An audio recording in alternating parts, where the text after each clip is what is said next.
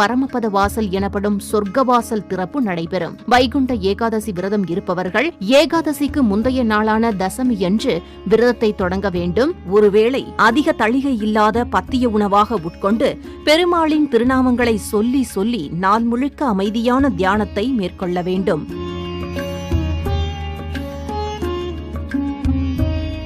மறுநாள் ஏகாதசியன்று அதிகாலையில் நீராடி விரதத்தை தொடங்க வேண்டும்.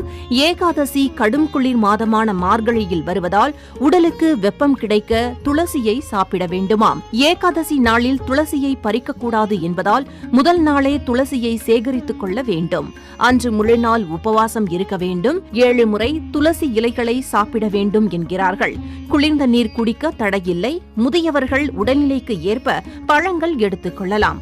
பட்டினி கிடப்பதால் ஜீரண உறுப்புகளுக்கு ஓய்வு கிடைப்பதோடு குளிர்ந்த நீர் அருந்துவதால் அது வயிறை சுத்தமாக்குகிறது.